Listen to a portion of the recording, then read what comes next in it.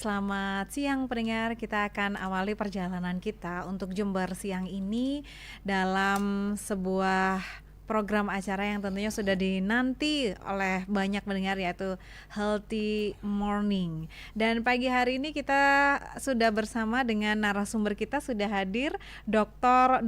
Andreas Andrianto ya. Andrianto, spesialis bedah onkologi. Pendengar, kita tahu bahwa kanker payudara ini adalah jenis kanker yang mungkin menjadi momok untuk sebagian dari perempuan yang ada di dunia ini, karena ternyata di akhir-akhir ini semakin banyak perempuan yang mengidap kanker payudara. Untuk bisa memberikan pemahaman yang lebih mendalam mengenai kanker payudara, penyebabnya apa, lalu gejalanya dan tanda-tandanya seperti apa, kita akan coba perbincangkan bersama dengan Dr. Andreas. Kanker payudara, monggo Dok, mungkin bisa dijelaskan lebih dulu ini untuk kita semuanya. Ya, terima kasih. Sebelumnya saya ucapkan selamat pagi. Assalamualaikum warahmatullahi wabarakatuh. Waalaikumsalam. Buat pendengar Pro 1 RRI Jember. Jadi memang pada seperti yang disebutkan tadi bahwa kanker payudara merupakan suatu penyakit yang dalam tanda petik sangat menakutkan bagi semua wanita.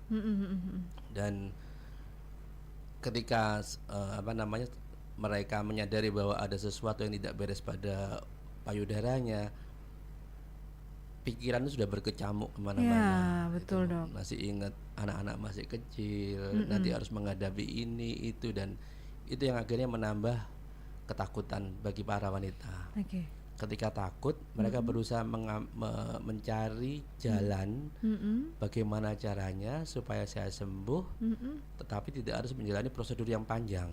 Oke. Jadi mereka ke alternatif, ke orang pintar dan sebagainya, Herbal ya. dan sebagainya, seperti itu. Ya. Akhirnya apa? Kebanyakan penderita, sekitar 60% ya, 2/3-nya itu datang ke medis dalam kondisi terlambat. Stadiumnya udah lanjut. Betul. Penderita kanker, apapun kanker itu, ketika ditangani medis dalam stadium awal, harapan untuk hidupnya jauh lebih baik daripada ketika datang dalam stadium lanjut. Jadi seperti itu. Jadi mungkin kita harus mengenali bagaimana sih kanker payudara stadium awal, stadium lanjut dan sebagainya. Seperti itu, mungkin seperti itu, Mbak. Oke. Banyak masyarakat yang ketakut mungkin Dok ya. Iya, takut karena dalam pikiran mereka, pertama, ketika mereka menderita kanker payudara, mereka harus operasi untuk pengambilan payudaranya. Oke. Yang kedua, harus menjalani kemoterapi, di mana efek dari kemoterapi sangat dramatis sekali, sangat berat sekali. Rambut rontok, mual, muntah, kemudian seluruh badan sakit seperti itu. Dan itu sangat menakutkan. Ketika ada tetangga, saudara yang menawarkan berobat ke sana aja tanpa operasi, tanpa kemo, dijamin sembuh, mereka akan memilih itu. Gitu. Meskipun pengobatan alternatif bukan suatu pengobatan yang murah. Oke. Itu mahal, sekali datang berapa. Bandingkan dengan BPJS, masing-masing saya semua BPJS ya, karena kita juga ada universal health coverage tuh, itu gratis. Tapi mereka memilih yang mahal, dan dalam tanda petik pasti nggak sembuh. Itu. Jadi pilihan yang menurut mereka baik, tapi ternyata pilihan yang buruk bagi sisi medis. Demikian. Nah, kalau misalnya banyak yang mengkonsumsi herbal dan lain-lain, itu dampak atau pengaruhnya pada kanker yang mungkin sudah diderita itu sendiri seperti apa, Dok? Sampai sekarang belum ada penelitian ya. Oke. Belum ada penelitian. Kemudian yang kedua, karena dia tidak mendapat pengobatan yang proper, penyakitnya akan berjalan terus. Jadi yang membedakan jinak sama ganas, kalau jinak dia itu membesar tapi dia tidak mempunyai kemampuan untuk ke tempat lain.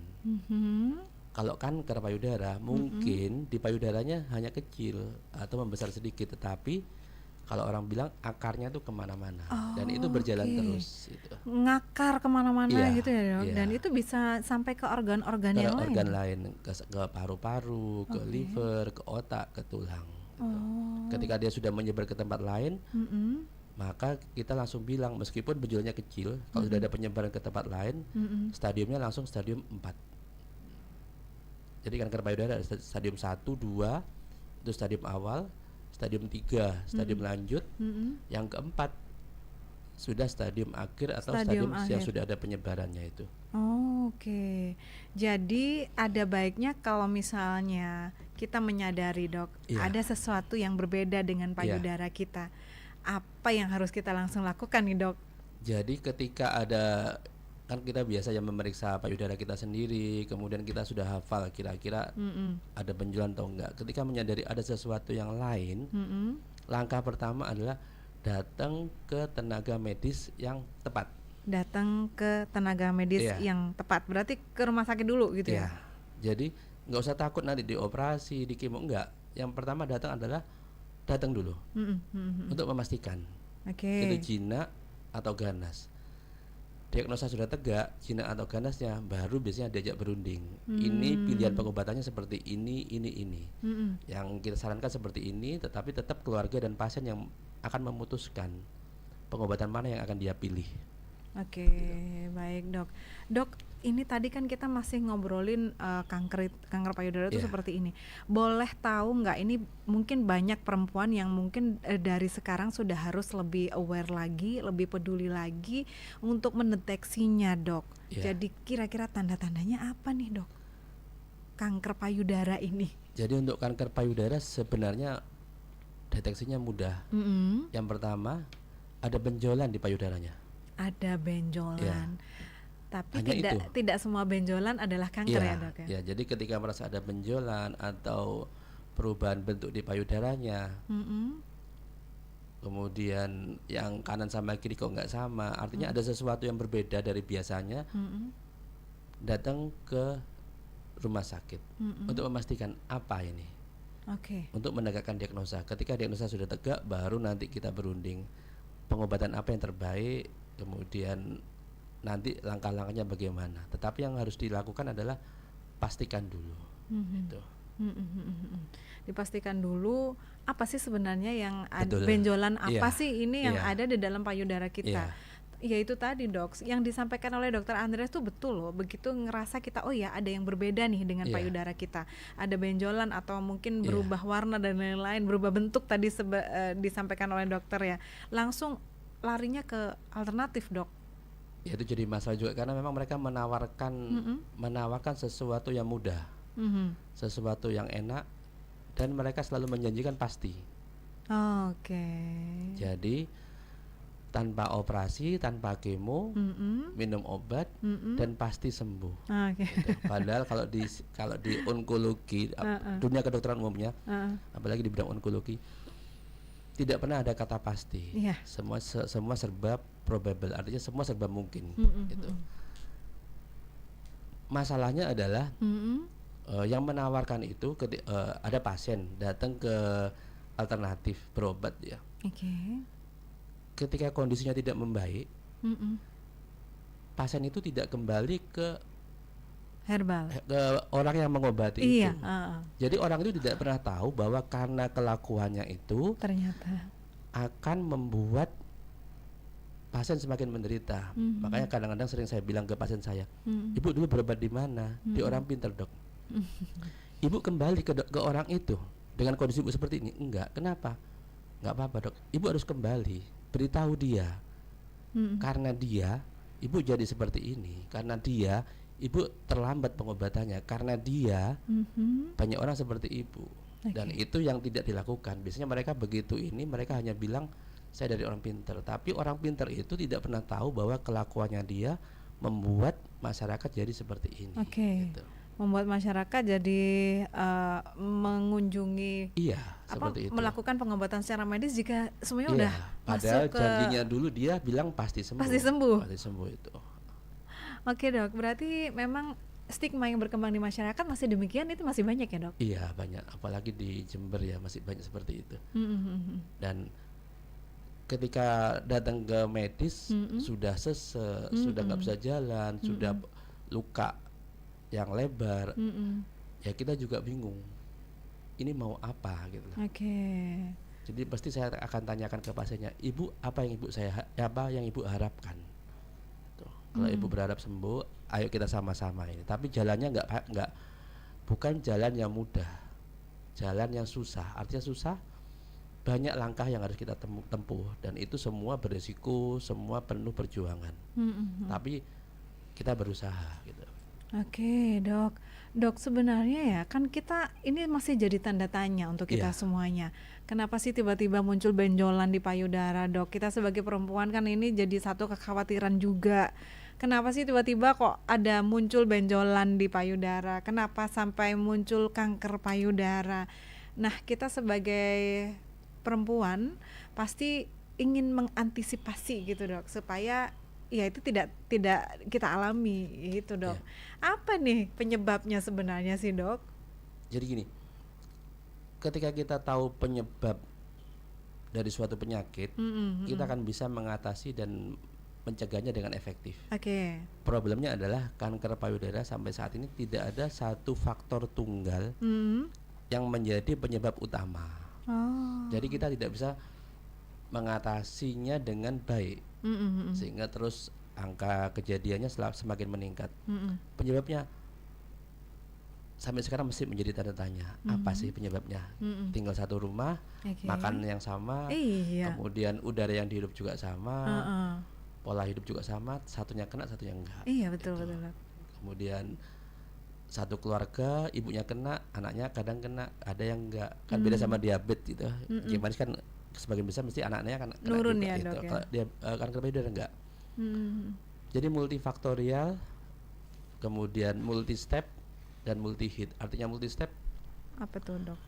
Dia mungkin ada pencetusnya tahun ini dia konsumsi sekian banyak, kemudian berapa tahun lagi dia ada lagi faktor pencetusnya lagi, pikiran sebagainya, berapa tahun lagi ini, kemudian banyak pencetusnya, ada stres, pemicu gitu ya, Dok, ya? Itu. Dan banyak faktor tersebut berkumpul jadi satu, akhirnya muncul menjadi kanker. Kanker tidak terjadi karena terpicu oleh satu hal 1 atau 2 tahun lalu, tapi 10 tahun lalu, 20 tahun lalu itu. Jadi penyebabnya adalah terjadi selama bertahun-tahun dan berkali-kali, akhirnya timbul kanker. Nah, multifaktor, multi step juga. Jadi jadi beberapa kali selama bertahun-tahun. Kemudian faktornya juga banyak, itu pemicunya. Yang berkembang di masyarakat adalah mengkonsumsi makanan yang tidak sehat, banyak micinnya lah, gitu ya, Dok, ya. Banyak penyedap rasanya, atau mungkin makanan-makanan junk food dan lain-lain. Nah, ini apakah terkorelasi nih, Dok, dengan mengkonsumsi makanan yang seperti ini? Nanti kita pasti ujung-ujungnya nanti kita akan menderita kanker gitu, Dok. Khususnya kanker payudara mungkin. Jadi makanan yang tidak sehat itu merupakan salah satu faktor. Salah satu faktornya ya. Tapi dia bukan faktor utama. Tapi kita selalu sarankan hindari makanan yang tidak sehat. Artinya minimal kita sudah menghindari satu faktor. Satu faktor penyebab. Iya, faktor lainnya masih banyak. Tapi kita sudah bisa menghindari satu. Ya, artinya kita lebih mengurangi resiko untuk terkena kanker, apapun kankernya itu. Tapi kalau kita menantang kanker dengan makan seperti itu, kita akan menambah resiko itu. Karena ada faktor resiko yang bisa dihindari seperti makanan itu. Nah, ada faktor resiko yang tidak bisa dihindari, seperti stres. Stres kan nggak mungkin, kita hidup pasti akan stres. Saya selalu bilang, ibu bisa menghindari stres. Susah, Dok. Gitu. Tiba-tiba datang sendiri kan, Dok, ya, galau, cemas dan lain-lain. Jadi itu tidak bisa kita hindari. Dan kalau misalnya makanan, kemudian pola hidup sehat, kita olahraga rutin, itu kita bisa lakukan. Tapi untuk hal yang tidak bisa kita lakukan, kita berusaha semaksimal mungkin untuk menghindarinya. Gitu. Berarti itu ya, Dok, ya? Iya. Pola hidup sehat, hindari makanan yang tidak diperlukan terlalu banyak, seperti junk food, micin dan sebagainya itu. Tapi boleh nggak sih, Dok, sebenarnya makan ada micinnya itu, Dok? Boleh tidak boleh ya. Kalau kita bilang boleh, nanti akan banyak yang makan micin. Kalau kita bilang tidak boleh, kita nggak bisa menghindari micin. Kalau kita pertanyaannya, Dok, saya boleh makan bakso? Bakso ibu boleh. Yang ibu nggak boleh adalah ketika penjualnya menambahkan penyedap, menambahkan pengawet di bakso itu. Jadi ibu harus yakinkan bahwa penjualnya baik.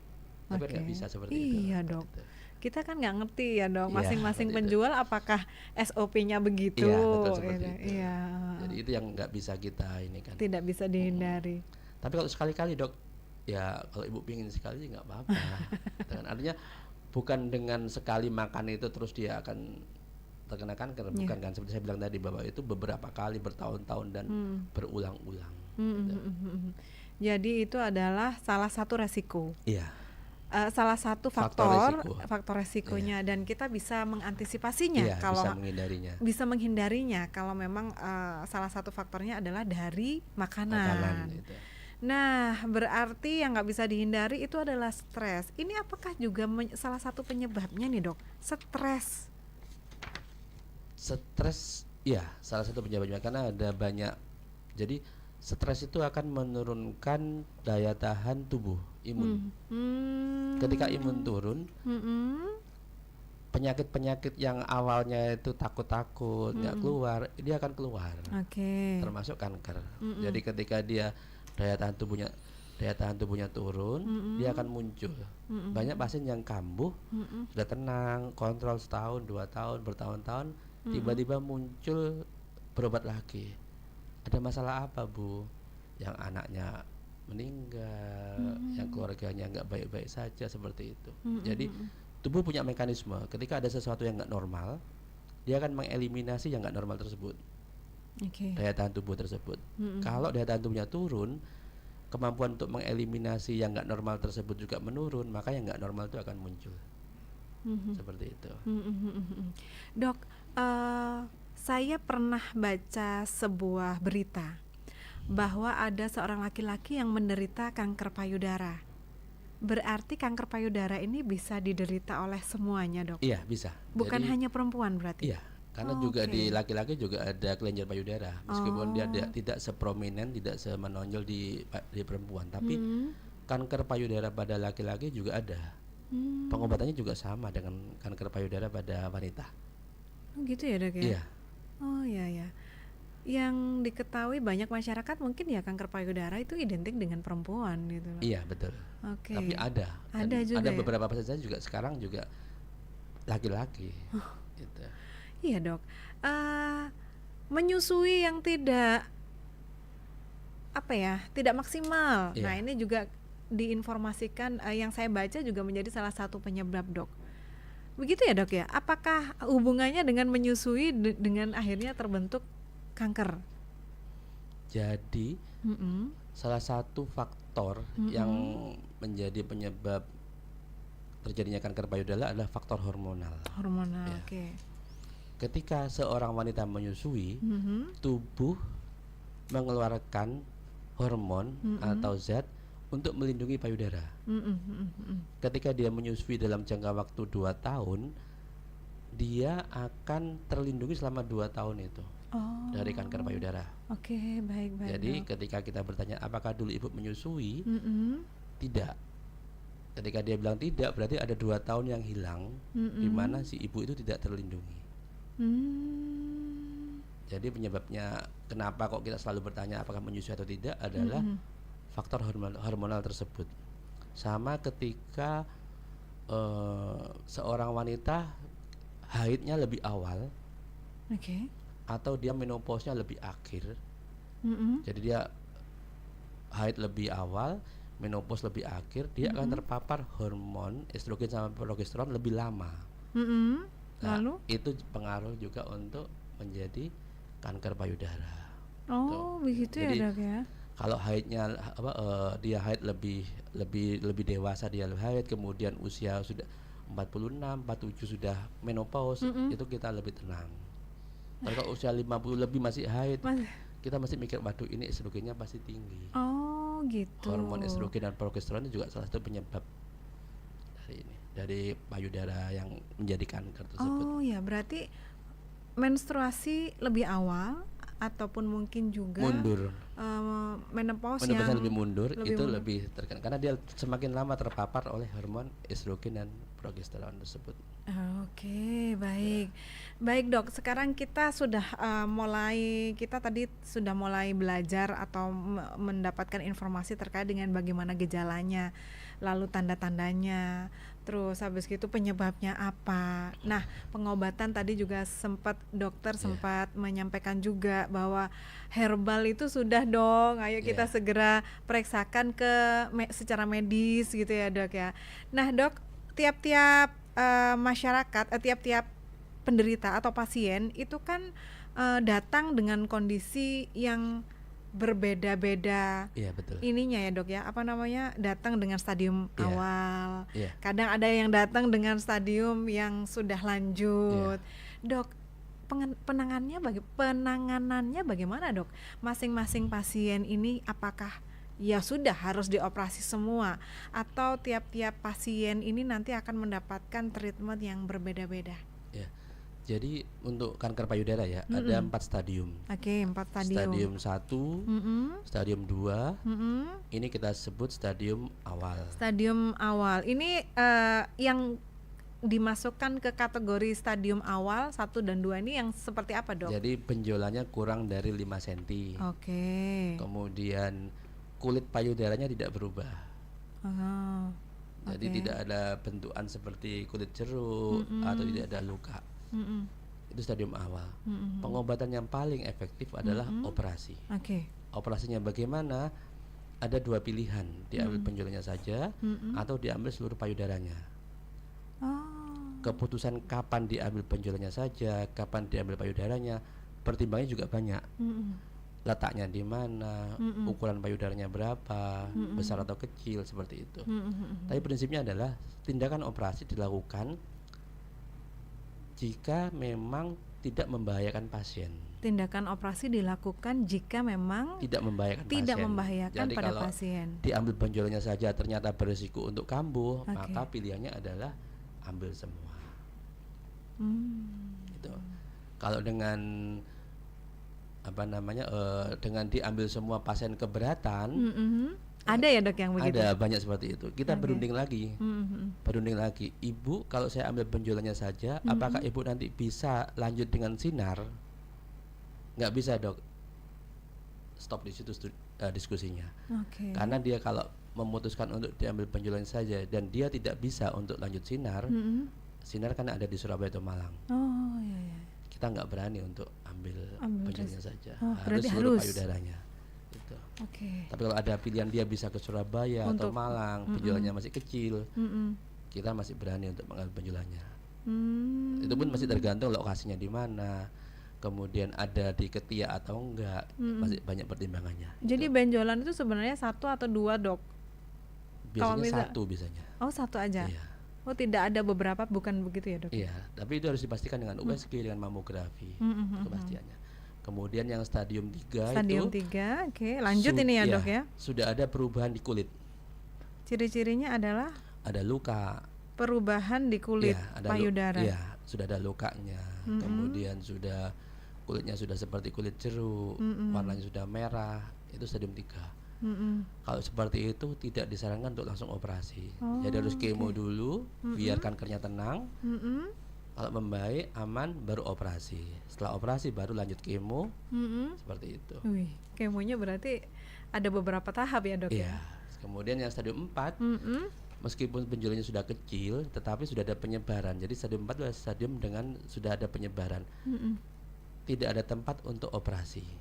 Oh, seandainya pun dioperasi gitu kayaknya terlalu melebar. Iya. Jadi operasi hanya dilakukan untuk diagnostik, biopsi, atau hanya untuk menentukan jenisnya aja, tapi tidak untuk terapi penyembuhan. Jadi apa nih dok? Hanya kemo yang bisa dilakukan. Satu tempat. Jadi stadium 4 itu adalah stadium di mana kita melakukan pengobatan tujuannya bukan untuk penyembuhan, tetapi paliatif. Apa itu dok paliatif? Paliatif itu adalah semua usaha yang dilakukan untuk mengurangi penderitaan pasien. Oh, mengurangi penderitaan dari pasien. Hanya itu ya dok? Hanya itu. Untuk sembuh sampai sekarang kita masih belum. Untuk stadium akhir ini. Stadium akhir. Berarti kan bisa disimpulkan dok bahwa kanker payudara jika itu memang sudah ditemukan masih di stadium awal-awal. Iya. Ini sesuai dengan pertanyaan yang masuk di WhatsApp kita ya dok ya. Mau tanya dok, katanya apakah kanker payudara bisa sembuh? pertanyaan apakah bisa sembuh ya? Jadi gini, Iya. eh, untuk kanker kita tidak pernah bisa bilang sembuh. Oke, baik. Kenapa kita tidak bisa bilang sembuh? Karena awalnya kan pasien itu sehat, ya kan? Sehat, kemudian tiba-tiba dia menderita kanker. Kalau misalnya dianggap sekarang sembuh, suatu saat nanti kan pasti ada kemungkinan untuk terkena Kambuh. kanker lagi kan. Oke. Jadi kita selalu bilangnya angka harapan hidup. Oh, siap. Untuk kanker payudara kita selalu bilang ibu selalu kontrol. Kanker apapun selalu kontrol. Kita menganjurkan seperti itu karena kita tidak pernah bilang sembuh, karena kita hanya bilang angka harapan hidup. Jadi kalau kanker payudara stadium 1 dan 2, angka harapan hidup sampai 5 tahun bisa sampai 90%. Jadi dari 100, Ini masih stadium 1 dan 2. Jadi dari 100 orang, kira-kira yang akan bisa bertahan sampai 5 tahun 90 orang. Wow. 10 orangnya kemana? Nah, kita nggak tahu. Iya, Artinya apakah 10 orang itu termasuk ibu itu atau bukan? Jadi harapannya selalu itu, kontrol. Bahkan kalau dok saya mau tahu apakah saya bersih atau enggak, bagaimana caranya? Bisa ke Jakarta, ke Rumah Sakit Kanker Darmais. Ada namanya PET scan itu. Apa itu, Dok? PET scan itu dimasukkan seperti bahan radioaktif, dimasukkan, dia di scan. Gitu ya. Kalau kita sudah bersih, dianggap bersih. Saat itu. Tahun depan diulangi lagi. Tahun depan apakah nanti mungkin muncul lagi? Bisa. Oh, ada kemungkinan itu ya, Dok. Jadi kita nggak pernah bisa bilang bahwa sembuh kalau kanker. Jadi kita hanya bilang angka harapan hidup. Stadium 4, angka harapan hidup 5 tahun hanya 25%. Dari 100 orang itu yang bisa bertahan sampai 5 tahun hanya 25 orang. 75 orangnya kemana? Nggak ada. Dan 25 orang ini siapa? 75 orang ini siapa? Kita nggak tahu. Oke. Jadi seperti itu. Angka harapan hidup untuk yang sudah masuk stadium akhir jadi itu sekitar 25% aja ya, Dok. Untuk ya? 5 tahun. Untuk 5 tahun. 2 tahunnya dia sekitar 40 sampai 60. Jadi bisa bertahan sampai 2 tahun sekitar 40 orang dari 100 orang itu. Gitu. Seorang perempuan, Dok, jika sudah terdiagnosa bahwa dia kena kanker payudara kan pasti merasa terpuruk banget begitu ya, Dok ya.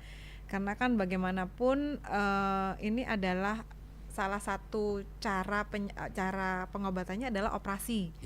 Yang disampaikan dokter tadi bahwa operasi payudara, diambil nih seluruh payudaranya gitu ya, Dok ya. Nah, ini jika operasi itu sudah dilakukan, Dok, pengambilan payudara, angka harapan hidupnya bagaimana, Dok? Ini khusus untuk mungkin yang stadium 1-2 ya, Dok ya? Sama. Oke. Stadium 1-2 sudah diambil payudara itu angka harapan hidup setelah terapi ya. Artinya meskipun dia sudah diambil payudaranya, sudah kemo, sudah sinar, tetap angka itu tidak berubah. Oke.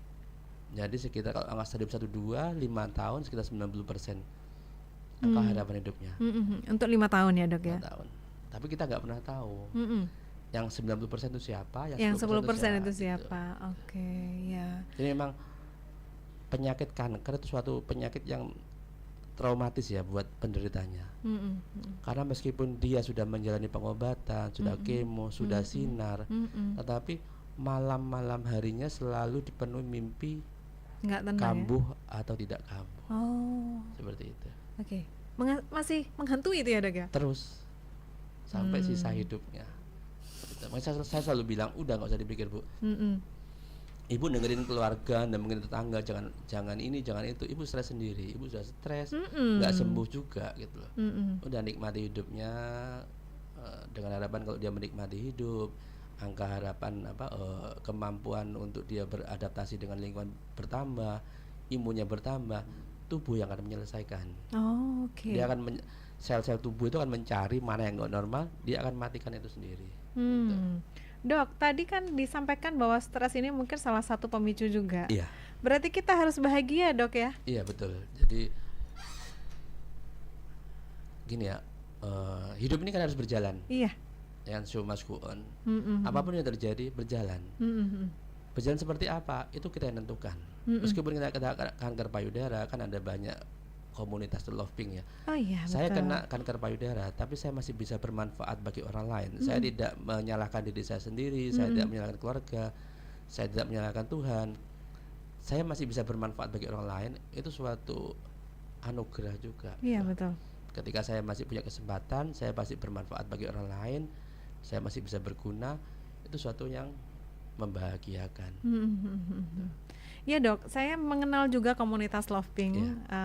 karena kan isinya adalah survival ya dok Iya, ya, iya. penyintas ya Iya. dok ya, yang sudah melakukan tahapan-tahapan Iya, pengobatan betul. ya dok Iya. ya di komunitas Iya. Love Pink itu, dan mereka sepertinya memang gencar banget untuk mensosialisasikan, Iya, betul. membantu, Iya. mengedukasi Iya. supaya perempuan-perempuan ini lebih aware lagi terkait dengan sadari ya dok, Iya.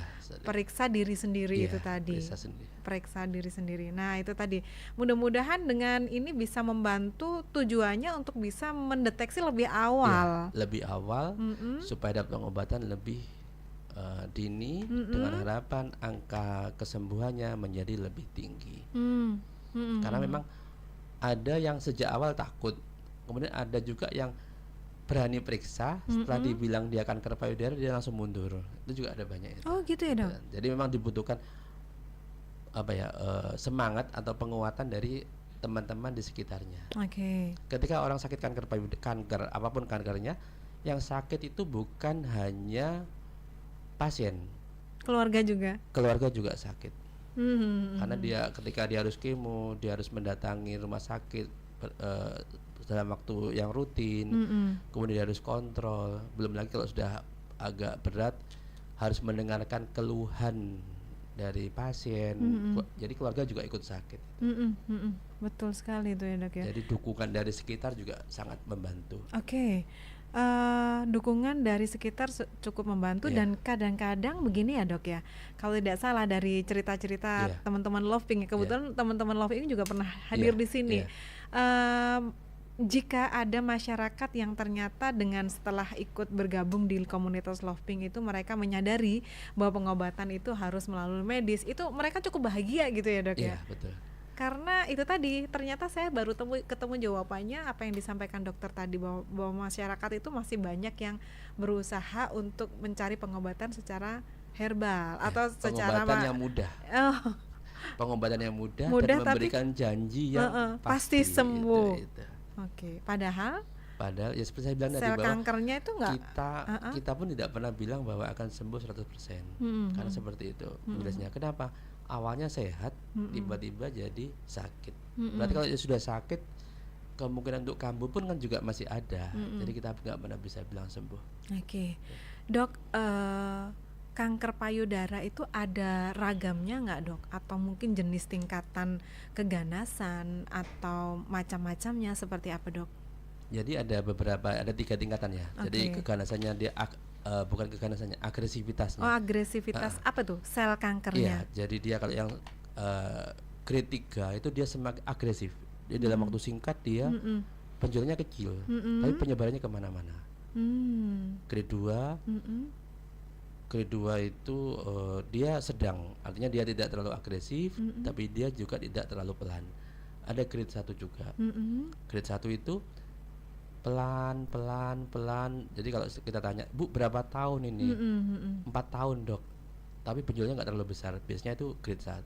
Tapi kalau baru 2 bulan dok, tapi sudah merah, besar, itu agresif itu. Oh, beda berarti Beda. ya dok ya. Soalnya kan kadang memang begini ya dok ya, ada yang ternyata bertahun-tahun ternyata masih ditemukan masih stadium 1 atau stadium awal. Itu.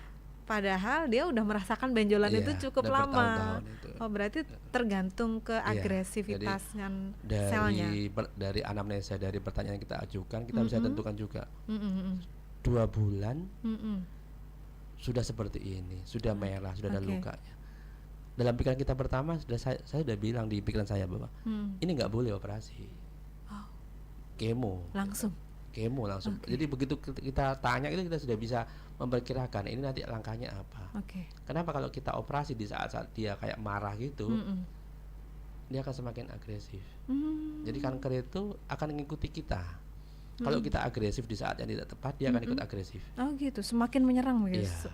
Jadi Sudah 5 Oke. tahun tapi benjolannya masih kecil, meskipun Mm-mm. 5 cm, tapi kalau Mm-mm. dia udah hampir 6 tahun nih dok, Mm-mm. pikiran saya pertama adalah ibu ini harus operasi, seperti itu. Hmm. Jadi Mm-mm. makanya yang menyebabkan kenapa satu dengan lainnya beda karena Mm-mm. banyak faktor itu. Oke, Ya. masing-masing pasien berbeda ya Iya, dok ya. saya memperlakukan pasien saya Mm-mm. terapinya, Mm-mm. pasien yang dari Jember Kota, kemudian dia punya finansial yang cukup, Mm-mm. akan berbeda dengan pasien yang rumahnya di pegunungan.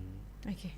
Saya mesti pertimbangkan, karena ada pasien juga yang, Bu kenapa kok lama nggak kontrol? Mm-mm. Iya dok, nunggu BLT cair.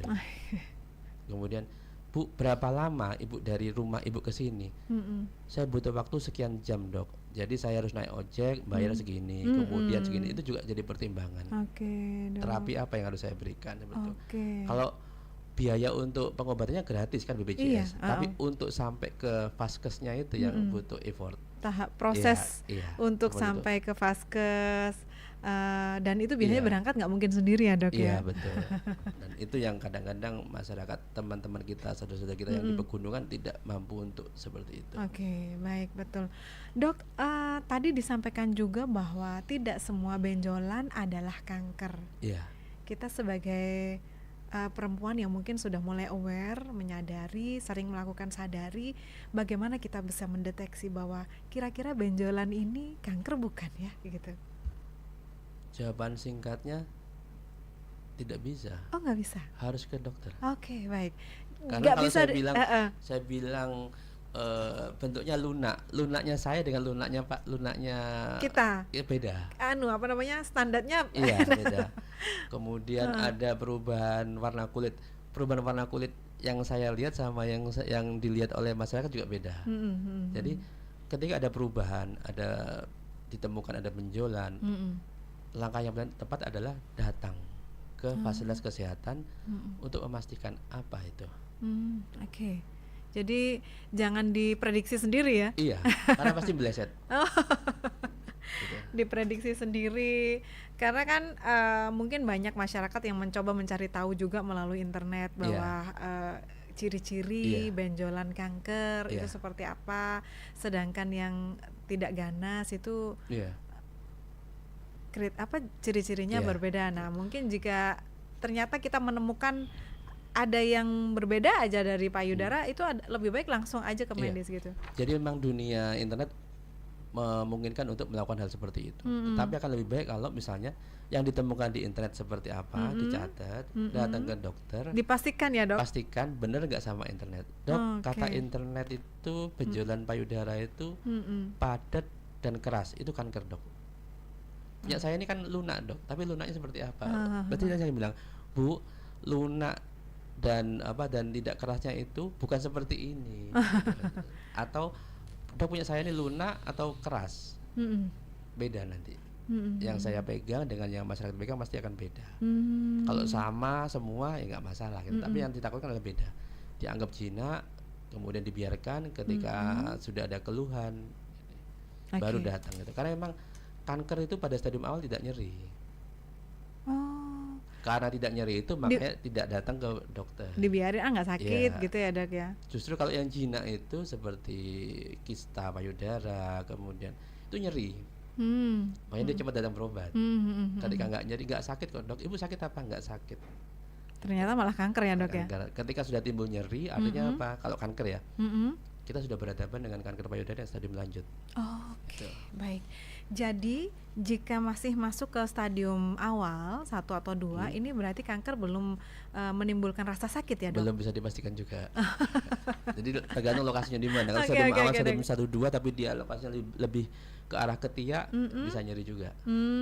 Jadi saran saya adalah ketika ada perubahan di payudara, datang berobat. Oke, gitu, baik. untuk memastikannya. Ketika kita menemukan ada yang perubahan di payudara kita, ada yang kira-kira nggak normal gitu, langsung aja dah. Entah itu warnanya, entah itu mungkin bentuknya, ukuran, kemudian atau ada ngerasain ada benjolan, langsung datang ke ini untuk memastikan. Datang dulu untuk memastikannya. Perkara nanti apakah dia mau di kemo, dioperasi, tetap keputusan ada di pasien dan keluarga. Kita hanya menyampaikan bahwa kita ketemunya sakit seperti ini, Mm-mm. pengobatannya seperti ini, Mm-mm. yang terbaik seperti ini, pilihan terakhir di pasien dan keluarga. Oke, baik. Ada satu pertanyaan yang masuk melalui line WhatsApp kita untuk pagi hari ini, Dok. Saya adalah Ibu Sinta, Dok, dari Kebonsari. Yang ditanyakan adalah biasanya kanker payudara itu menyerang usia berapa, Dok? Karena saya untuk kali ini adalah saya sudah usia menjelang 40 dan saya menstruasi saya sudah tidak lancar. Jadi ada ketakutan gitu ya, Dok, mungkin ya. Jadi yang ditanyakan apakah kemungkinan diderita di usia 30-an itu ada nggak? Jadi kanker payudara itu biasanya menyerang usia berapa, Dok? Jadi tidak ada batasan usia ya. Oke. Kanker payudara yang saya pernah temui usia 17 tahun juga ada. Loh, belum menikah ya, Dok? Iya. Tapi sudah terkena sudah kanker terkena kanker payudara. Jadi kapan atau usia berapa yang bisa terkena kanker payudara? Di semua usia. Gitu. Jadi ketika kita terkena kanker payudara di usia muda, kita bertemu dengan sesuatu yang dalam tanda petik harus lebih waspada. Kenapa kok kita harus lebih waspada? Karena kalau terkena kanker payudara pada usia muda, itu yang salah adalah cetakannya, blueprintnya. Maksudnya gimana, Dok? Jadi tubuh itu setiap kali DNA-nya ada yang salah, ada bermasalah di situ. Oke, jika itu ternyata sudah diidap di usia remaja gitu ya, ya, di Dok? usia 40 tahun jadi di buku-buku textbooknya kanker pada usia muda itu satu bab sendiri. Jadi dia dibahas tersendiri. Dibahas khusus ya, gitu ya, karena yang salah adalah di DNA-nya, di blueprintnya dia. Oke. Jadi penanganannya lebih ekstra hati-hati, lebih susah dan butuh waktu jangka lama. Kalau dia mengidapnya setelah usia 50 tahun ke atas, itu yang salah adalah mekanisme perbaikan sel. Jadi kan sel ini tiap hari ada yang mati, diganti sama sel yang baru. Ada sel yang mati, diganti sama sel yang baru. Kemudian ada sel juga tubuh ini agak teoritis sedikit ya. Tubuh ini punya kemampuan sel imun itu setiap hari keliling dia. Mulai dari atas sampai bawah itu keliling seluruh tubuh. Oke. Dia akan mencari sel yang patroli ya gitu. Iya, dia patroli dia scavenger. Jadi dia akan membersihkan sel-sel yang rusak. Oh, siap. Oke. Jadi dia setelah puluhan tahun, kemudian ketika usia 50, dia sudah capek gitu kan. Fungsinya menurun. Iya, patrolinya nggak terlalu efektif gitu kan. Dia nyantai-nyantai gitu, ada yang kelewatan. Oke. Nah, itu yang, dia. Jadi kalau usia seperti itu biasanya kita berhadapan dengan kanker payudara yang lebih tenang. Itu kita tidak terlalu agresif dan sebagainya. Jadi dia lebih tenang karena problemnya adalah pabriknya bagus, DNA-nya bagus, cuma karena sistem patrolinya tidak bagus. Gitu. Oh, jadi yang ditakutkan Bu Sinta ini tadi kan dia usianya belum 40 gitu, Dok. Tapi dia menstruasinya udah mulai udah bisa itu ya, Dok. Bisa. Menjelang usia 30-an apakah sudah menjelang 40-an kira-kira itu sekarang. Sekarang trennya kalau dulu usia 50 tahun ke atas baru menopause, 49 50, sekarang udah 45 itu sudah banyak menopause. Oh gitu ya, Dok. Ya. Kenapa seperti itu? Itu masih jadi penelitian, apakah gaya hidup, apakah pola makan, apakah ada perubahan dari DNA dan sebagainya, masih penelitian. Oke, baik. Dok, mungkin bisa disampaikan kepada seluruh pendengar terkait dengan perbincangan kita untuk closing statement-nya. Monggo, Dok. Jadi untuk semua kanker ya, Mbak Retna ya. Iya. Ada kata-kata seperti ini. Kita bisa lari dari kanker, tapi kita nggak pernah bisa sembunyi. Kita bisa lari dari kanker, tapi kita tidak akan pernah bisa sembunyi dari kanker. Oke. Jadi meskipun dia ke herbal, ke orang pintar, kemanapun, suatu saat pasti akan ketemu medis. Jadi dia lari kan, lari kemana, ke sana, ke sini, dengar sana ada pengobatan, ke sana gitu. Akhir-akhirnya juga ke medis. Iya. Jangan harapannya ya ke medisnya jangan waktu akhir-akhir gitu ya, Dok. Jadi ya. kita bisa lari dari penyakit itu, tapi kita tidak akan pernah sembunyi, tidak akan pernah bisa sembunyi. Suatu saat pasti ketemu. Dan ketemunya itu di saat yang tidak bagus. Nah, gitu. Oke, baik. Ini mudah-mudahan sudah bisa diserap lah kita semuanya bahwa pengobatan kalau memang itu sudah terdeteksi bahwa itu adalah kanker, ada baiknya bahwa kita harus segera menyelesaikan itu secara medis, pengobatan. Alangkah baiknya jika itu dideteksi waktu masih stadium awal dan dilakukan pengobatan secara medis, karena angka harapan hidupnya mungkin masih besar, begitu ya Dok ya, dibandingkan jika kita berlari dulu sesuai dengan ketemunya juga yang ini ya. Iya, berlari dulu dari kanker, pengobatan melalui alternatif dari lain, ujung-ujungnya ketemu juga tapi sudah stadium besar, stadium lanjut, dan ini tentu angka harapan hidupnya lebih kecil, lebih rendah. Oke, baik. Terima kasih banyak. Sama-sama Mbak Retno. Matur nuwun Dok, sudah disempatkan hadir. Ini yang saya tahu Dok, jadwal dokter itu di DKT ya Dok ya. Hari Senin, Rabu, dan Jumat pagi. Nah ini berarti waktunya praktek nih Dok ya. Bisa saya sisipkan sebentar. Terima kasih sudah menyempatkan untuk hadir di sini. Mudah-mudahan membawa manfaat yang banyak. Amin. Untuk semuanya Dok, dan kita pamit dulu ya Dok ya. Terima kasih sudah hadir.